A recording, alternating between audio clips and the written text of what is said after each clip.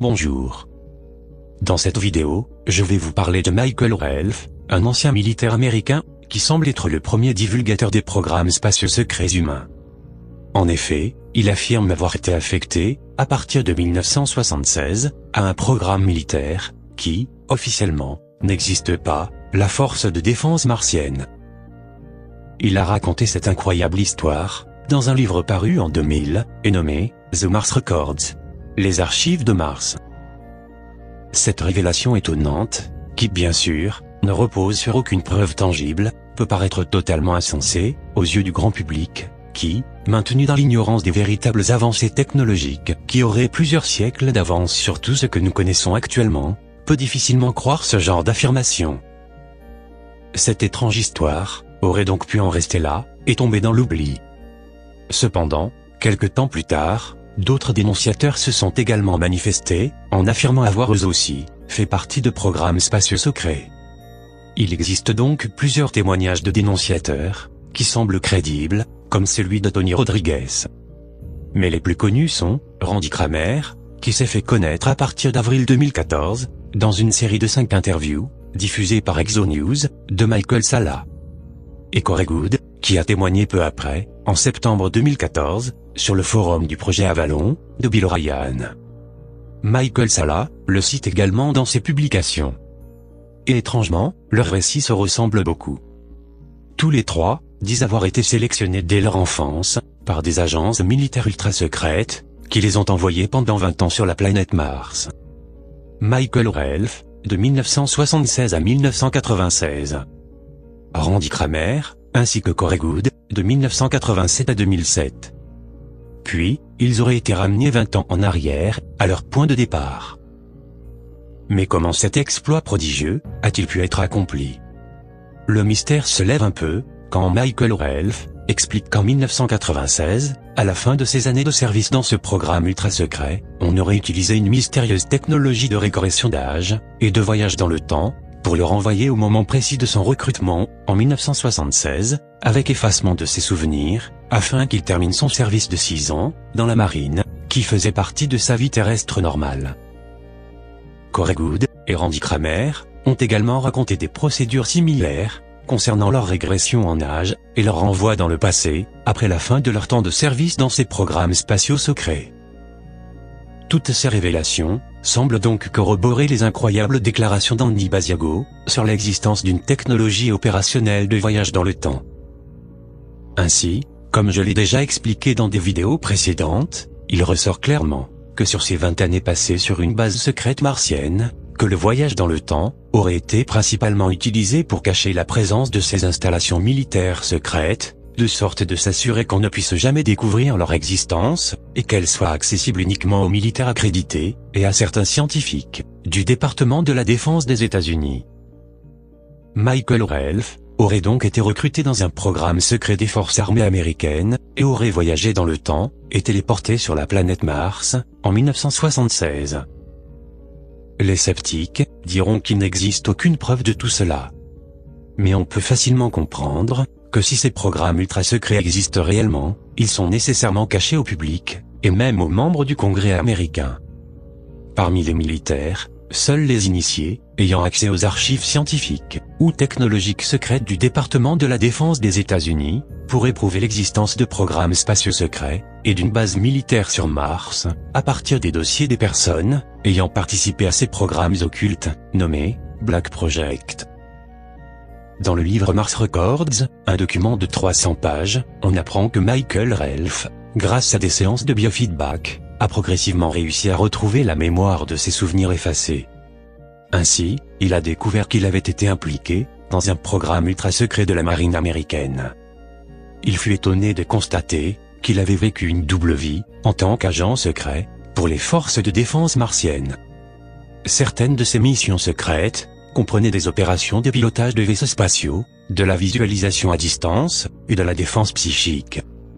Le recrutement, la formation, et les activités secrètes de Michael Ralph, pour la force de défense de Mars, auraient été effectuées à l'aide d'une technologie sophistiquée de contrôle mental extraterrestre, et militaire. Plus récemment, en octobre 2013, Michael Ralph a publié une lettre ouverte, envoyée aux chefs militaires de nombreuses nations importantes dans le monde, dans laquelle il déclare: les anciens membres de l'armée ont commis une grave erreur en cachant la réalité de l'existence des extraterrestres aux habitants de la Terre. Cette erreur s'est poursuivie. Cette erreur pourrait mettre en danger l'avenir de l'humanité, à jamais. Il est temps de remédier à cette situation, avant qu'il ne soit trop tard. Cette bataille contre les espèces prédatrices ne peut être gagnée par la seule puissance des technologies militaires. À présent, vous savez que ce scénario implique des énergies et une technologie qui va bien au-delà de votre imagination la plus folle. Par exemple, comment pouvez-vous espérer gagner une bataille contre un ennemi, alors que cet ennemi possède des portails interdimensionnels et des technologies de contrôle mental, afin que n'importe quel chef de gouvernement puisse être enlevé et contrôlé mentalement, à tout moment? Et comment pouvez-vous espérer gagner une bataille contre un ennemi qui peut se cacher de votre perception? Ces espèces prédatrices, leur technologie, et les humains qui les servent volontairement, ne peuvent être vaincus qu'en exploitant la puissance cumulative des pouvoirs métaphysiques et spirituels, ainsi que l'intelligence des habitants de la Terre. Ces êtres doivent être vaincus à tout prix.